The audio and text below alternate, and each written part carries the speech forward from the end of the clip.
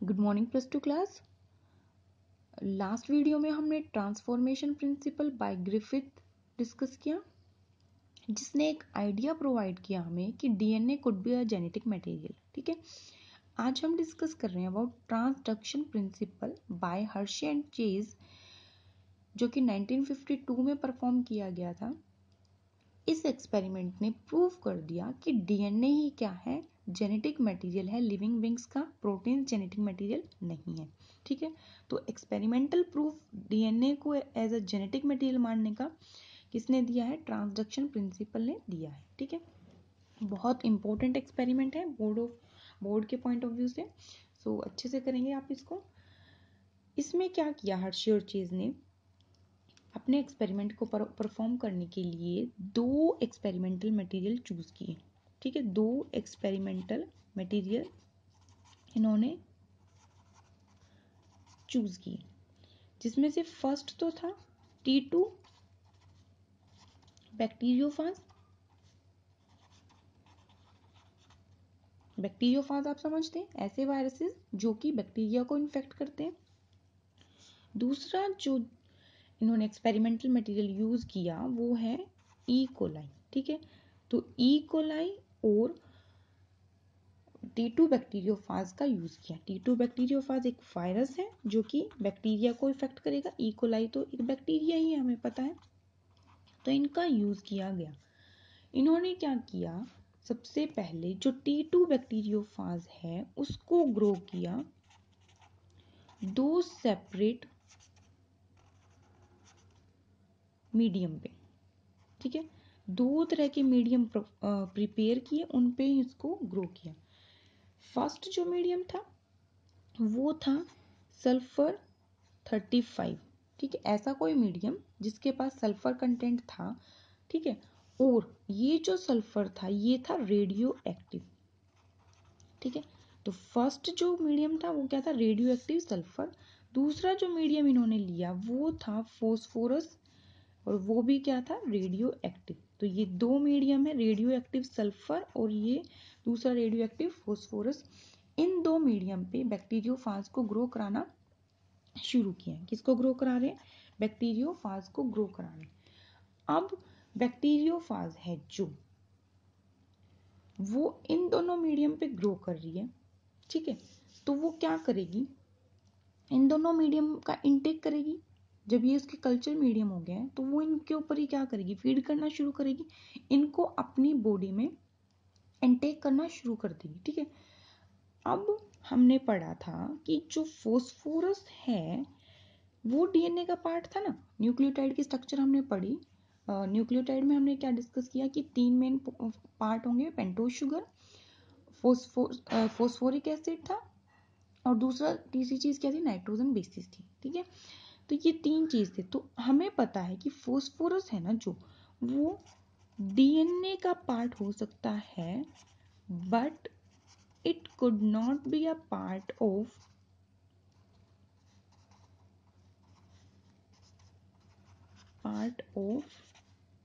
Protein.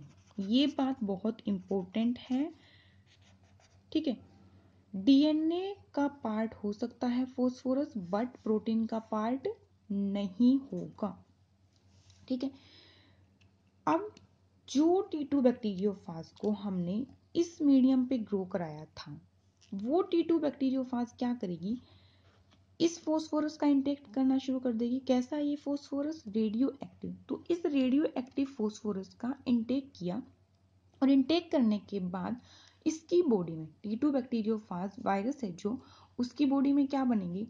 जो DNA बनेगा, और डीएनए का जो फोस्फोरस कंटेंट होगा वो कहाँ से आएगा? इस मीडियम से ही आएगा ना। और मीडियम में फोस्फोरस कैसा? Radio active.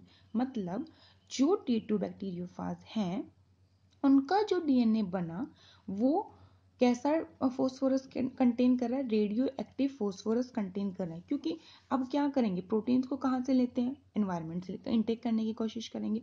अब जो भी न्यूक्लियोटाइड बन रहे हैं उनको भी कैसे लिया जाता है? एनवायरनमेंट से ही लिया जाएगा ना, तो उसका सारा कंटेंट एनवायरनमेंट से लिया। अब इस मीडियम पे हमने ग्रो करा दिया, तो इस बैक्टीरियोफाज को फोस्फोरस मिल रहा था मीडियम से, तो मीडियम से इसने फोस्फोरस को इनटेक किया। फोस्फोरस कैसा है, रेडियो एक्टिव है, ये बात इंपॉर्टेंट है, इसको ध्यान रखेंगे। दूसरी मेन बात कि डीएनए का पार्ट हो सकता है बट प्रोटीन का पार्ट वो नहीं होगा। फिर जो दूसरे बैक्टीरियोफाज थे उनको कहाँ ग्रो कराया गया, सल्फर कंटेनिंग मीडियम पे। अब जो सल्फर कंटेनिंग मीडियम पे बैक्टीरियोफाज ग्रो कराए गए, सल्फर भी यहाँ का है, रेडियो एक्टिव है, ठीक है। अब जब सल्फर कंटेनिंग इस पे मीडियम पे ग्रो कराए गए बैक्टीरियोफाज, तो जो ये सल्फर होता है ना, ये सल्फर है part of DNA, sorry part of protein हो सकता है सल्फर, बट डीएनए का पार्ट नहीं होगा। डीएनए के स्ट्रक्चर में हमने देखा था न्यूक्लियोटाइड बने थे, सल्फर कहीं भी यूज नहीं हुआ। सो सल्फर एक प्रोटीन का तो पार्ट बन सकता है बट डीएनए का पार्ट नहीं बन सकता। ये दोनों बातें बहुत इंपॉर्टेंट, इनको अच्छे से रिमेंबर रखेंगे अभी आगे के लिए, ठीक है। अब जितने भी प्रोटीन बनेंगे T2 बैक्टीरियोफाज की बॉडी में, जो बॉडी कंटेंट है उसका, वो कैसे बने होंगे, सल्फर से बने होंगे, वो भी रेडियो एक्टिव सल्फर से बने होंगे। अब बात कर लेते हैं T2 बैक्टीरियोफाज के स्ट्रक्चर की, ठीक है। तो स्ट्रक्चर क्या होगी,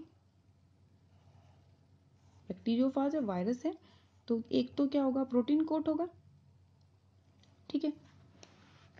तो ये है प्रोटीन कोट कैप्सिड, और उसके बाद ये नेक रीजन बनेगी जहाँ पे स्पाइरल प्रोटीन्स होंगे। फिर इसके बाद होते हैं ये टेल फाइबर्स, ठीक है। तो ये स्ट्रक्चर है, यहाँ पे रहेगा डीएनए, ठीक है। तो ये है डीएनए का कंटेंट, ये इसका होता है कैप्सिड, कैप्सिड का मतलब क्या, उसका प्रोटीन कोट, ठीक है। और ये नेक प्लेट, और ये है टेल फाइबर्स, ठीक है। बैक्टीरियोफाज की स्ट्रक्चर आप जानते ही हैं अच्छे से, ये होगा।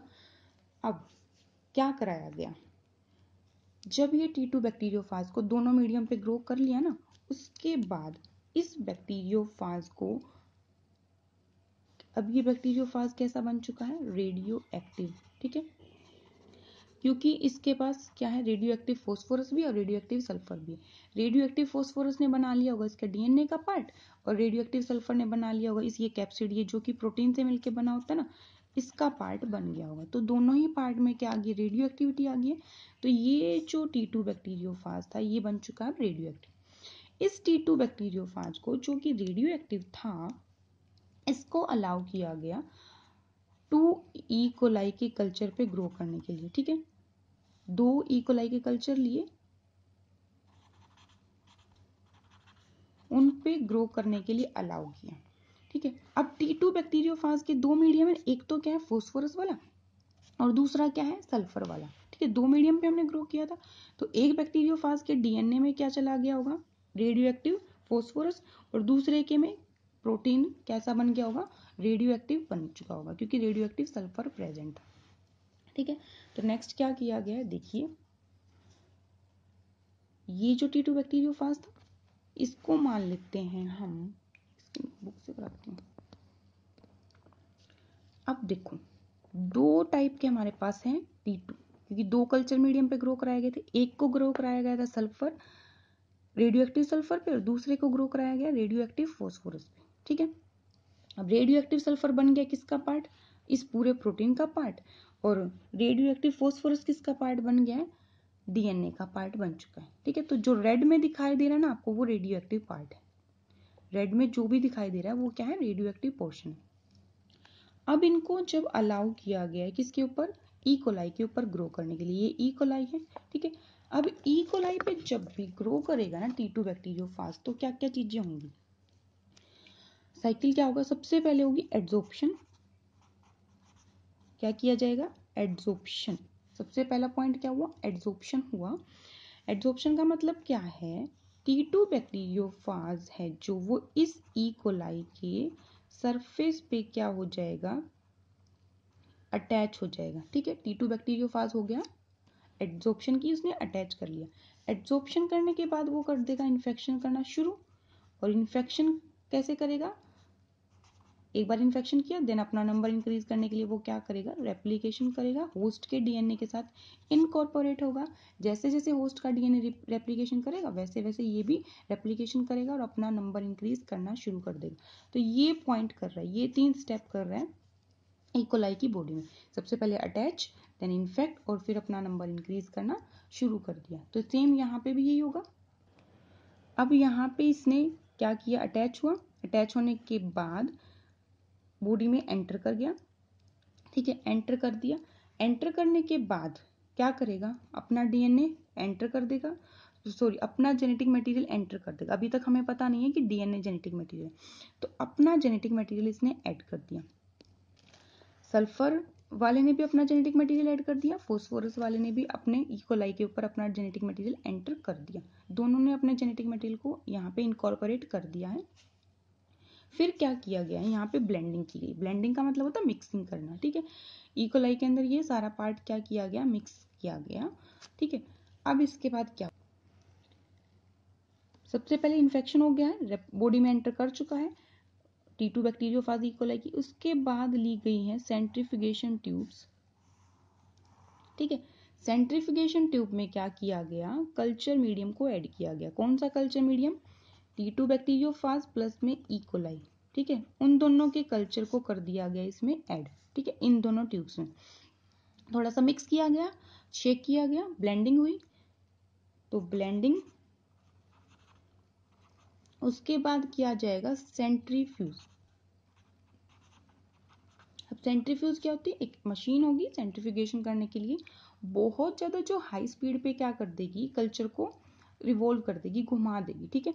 तो सेंट्रीफ्यूगेशन में क्या किया जाता है, एक मशीन है, उसमें कल्चर कोई टेस्ट ट्यूब्स में हम ऐड करेंगे, ऐड करने के बाद उस मशीन में फिट कर देंगे, फिट करने के बाद मशीन को ऑन करेंगे, ऑन करने के बाद ये क्या होगी, टेस्ट ट्यूब में जो भी कल्चर है वो क्या होगा, शेक होगा, बहुत फास्टर रेट पे शेक होगा, 5000 पर मिनट भी हो सकता है, ठीक है। और रिवोल्यूशन मतलब 1 मिनट में 5000 राउंड्स भी होंगे, इसे शेक करेगा, 10,000 भी हो सकता है, वो डिफरेंट डिफरेंट मशीन होंगी। तो इनको क्या किया गया, सेंट्रीफ्यूज किया गया। अब जब सेंट्रीफ्यूज किया गया इतनी हाई स्पीड पे, तो 2 लेयर बन गई, ठीक है। क्या है, 2 लेयर बन गई। 2 लेयर में क्या हुआ, जो हल्की चीज होती है वो आती है ऊपर ही, हमें पता है। तो इकोलाई तो थी हैवी, वो तो चली गई बेस पे, ठीक है। ये बना रही हूं मैं इकोलाई। इकोलाई दोनों केस में क्या होगी, बेस पे चलेगी। अब दोनों केस कौन कौन से, एक तो हम ले रहे हैं सल्फर 35, मतलब जो रेडियो एक्टिव सल्फर है ना, वो वाला मीडियम ले रहे हैं, मतलब जिसमें T2 जो बैक्टीरियोफाज थे उनके पास सल्फर 35 पे ग्रो कराए गए थे, वो वाले T2 बैक्टीरियोफाज हैं। यहाँ पे हम ले रहे हैं फोस्फोरस वाले T2 बैक्टीरियोफाज, जिनके पास रेडियो एक्टिव फोस्फोरस है, इनके पास रेडियो एक्टिव क्या है, सल्फर, ठीक है। इनको ग्रो कराया गया था हमने। फिर अब क्या होगा, जो लाइटर चीज होती है वो तो आ जाएगी सरफेस पे। तो ये मान लो T2 बैक्टीरियोफाज थे, इनको ऐसे बना देते हैं, ये आ गए सरफेस पे, क्योंकि ये तो लाइटर है, अपना डीएनए इनको अपना जो भी जेनेटिक मटेरियल इसको दे दिया। अब सिर्फ क्या बचा हुआ, इनकी बॉडी पार्ट बचा, वो लाइटर था इकोलाई से, वो आ गया सरफेस पे। अब जो भी चीज सेंट्रीफ्यूगेशन में सरफेस पे आती है वो लाइटर होती है, और उसको क्या बोला जाता है, सुपर नेटेंट। क्या बोल देंगे, सुपर नेटेंट। सुपर नेटेंट का मतलब क्या है, जो अबव आई है और वो लाइटर थी। बेस पे जो चीज होती है उसको बोला जाता है पैलेट। क्या बोला जाएगा, पैलेट। तो दोनों केस में बेस पे आई पैलेट, पैलेट में थी इकोलाई क्योंकि वो हैवी थी, और सरफेस पे क्या है, अबव सरफेस क्या है, सुपर नेटेंट। सुपर नेटेंट क्या होते हैं, लाइटर होते हैं, इसीलिए वो अबव रहेंगे, ठीक है। तो ऐसे 2 क्लियर लेयर्स बन जाते हैं जब भी आप सेंट्रीफ्यूज करेंगे उस टाइम पे। फिर नेक्स्ट क्या किया गया, नेक्स्ट क्या होगा, दोनों को एनालाइज किया जाएगा, ठीक है। क्या करेंगे, दोनों को एनालाइज कर देंगे। एनालाइज कैसे किया साइंटिस्ट ने, उन्होंने देखा कि सेंट्रीफ्यूगेशन में के बाद ये जो 2 लेयर बनी थी, इन दोनों पार्ट को एनालाइज किया। एनालाइज करने में उन्होंने चेक किया है रेडियो एक्टिविटी को। क्या चेक किया, रेडियो एक्टिविटी को, ठीक है। रेडियो एक्टिविटी से ही हमें प्रूफ मिलेगा कि क्या जेनेटिक मटेरियल है। अब जो बैक्टीरिया, जो T2 जिन्होंने इकोलाई को इन्फेक्ट किया था, जिनके पास सल्फर था, मतलब सल्फर वाले T2 को जब ई कोलाई को इन्फेक्ट करने के लिए बोला गया, करवाया गया इन्फेक्ट, तो उन्होंने क्या किया, इन्फेक्ट कर दिया। तो इन्फेक्ट करने के बाद क्या हुआ, रेडियो एक्टिविटी थी, जब रेडियो एक्टिविटी को चेक कर रहे हैं साइंटिस्ट, तो उन्हें रेडियो एक्टिविटी मिली इस सुपरनेटेंट पार्ट में। ठीक है, रेडियो एक्टिविटी कहाँ मिल रही है, तो लिख देती हूँ मैं, सल्फर वाले जो T2 थे उस कल्चर ट्यूब में रेडियो एक्टिविटी कहाँ मिल रही है, सुपरनेटेंट पार्ट में। कहाँ मिली है, सुपरनेटेंट पार्ट में, क्योंकि जो सल्फर है वो किसका कंटेंट हो सकता है, प्रोटीन का कंटेंट हो सकता है। तो प्रोटीन, तो ये कैप्सिड प्रोटीन से मिलकर बना हुआ। अगर डीएनए होता तो डीएनए कहाँ मिलता है, इसके डीएनए पार्ट में मिलता।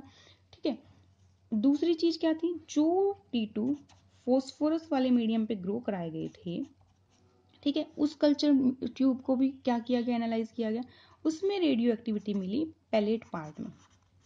ठीक है, अब इससे क्या आइडेंटिफाई किया साइंटिस्ट ने, इससे आइडेंटिफाई किया कि अगर प्रोटीन जेनेटिक मटेरियल था, ठीक है, तो नेक्स्ट जनरेशन ने इसको, जब इकोलाई को इन्फेक्ट कर रहा था तो इसकी बॉडी में वो एंटर किया होता, और एंटर करने के बाद वो ही पार्ट क्या करता, रेडियो एक्टिविटी शो करता। तो सल्फर वाला जो ट्यूब था उसमें रेडियो एक्टिविटी कहाँ मिल रही है, सुपरनेटेंट पार्ट में मिल रही है। तो प्रोटीन तो जेनेटिक मटेरियल है ही नहीं, क्योंकि वो तो क्या रह गया, इस इकोलाई में तो एंट्री नहीं किया है, वो तो अबव ही रह गया ना।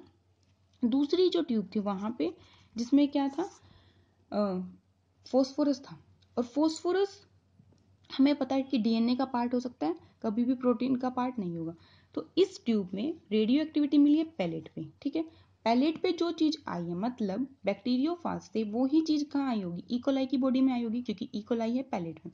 तो रेडियो एक्टिविटी मिल रही है यहाँ पे पैलेट में। पैलेट पे रेडियो एक्टिविटी होना क्या शो कर रहा है कि जो भी चीज ट्रांसफर की गई है वो इस, जो भी जेनेटिक मटेरियल होगा वो इस इकोलाई में एंटर कर चुका है। अब जेनेटिक मटेरियल डीएनए है, क्यों, क्योंकि जो फॉस्फोरस था ना वो कहाँ पे मिला है, यहाँ मिला है। सल्फर कहाँ मिलेगा, अबव मिला, अबव तो कुछ फायदा ही नहीं है, इकोलाई को तो इन्फेक्ट किया तो इसके जेनेटिक मटेरियल इन्फेक्ट किया, और रेडियो एक्टिविटी तो मिल रही है हमें अबव, क्योंकि सल्फर तो अबव ही रह गया। यहाँ पे फॉस्फोरस डीएनए का पार्ट था, इसीलिए वो कहाँ चला गया होगा, इकोलाई की बॉडी में गया होगा, और इकोलाई तो पैलेट पे थी, बेस पे थी, इसीलिए वो क्या शो कर रही है, रेडियो एक्टिविटी शो कर रही है। तो इस एक्सपेरिमेंट से उन्होंने प्रूव कर दिया कि डीएनए ही क्या है, जेनेटिक मटेरियल है, क्योंकि वो ही नेक्स्ट जनरेशन में पास आउट हुआ है। हमें तो कैसे पता चला कि फॉस्फोरस गया, फॉस्फोरस रेडियो एक्टिविटी शो कर रहा है। अब फॉस्फोरस रेडियो गया है यहाँ पे इस पार्ट में, इट मीन्स डीएनए ही गया होगा, क्योंकि फॉस्फोरस किसका कंटेंट होता है, डीएनए का कंटेंट होता है। सल्फर अबव रह गया, इसका मतलब प्रोटीन्स क्या है, वो नीचे नहीं गए, क्योंकि सल्फर किसका कंटेंट होता है, प्रोटीन्स का कंटेंट होता है। ठीक है, तो ये एक्सपेरिमेंट था जो कि प्रूव कर रहा है। अगर कोई पूछ रहा है आपसे कि एक्सपेरिमेंटल प्रूफ किसने दिया है कि डीएनए ही जेनेटिक मटेरियल है, वो given by Hershey and chase bye there experiment in 1952। ठीक है, तो ये बहुत बहुत इंपॉर्टेंट एक्सपेरिमेंट है, अच्छे से करेंगे इसको। कुछ नहीं किया है, दो कल्चर लिए गए, एक लिया गया फॉस्फोरस 32 वाला रेडियो एक्टिव फॉस्फोरस, दूसरा लिया रेडियो एक्टिव सल्फर। दोनों पे T2 बैक्टीरियोफाज को ग्रो कराया। T2 बैक्टीरियोफाज को ग्रो करा रहे थे जब, तो सबको पता है कि जो फॉस्फोरस है वो डीएनए का पार्ट है, और सल्फर क्या है, प्रोटीन का पार्ट हो सकता है। फिर इन दोनों को जब ग्रो कराया गया, ग्रो कराने के बाद इकोलाई को इन्होंने इन्फेक्ट किया, इकोलाई वाली ट्यूब्स में एंटर करवाया गया इनको, जहाँ पे इकोलाई कल्चर था।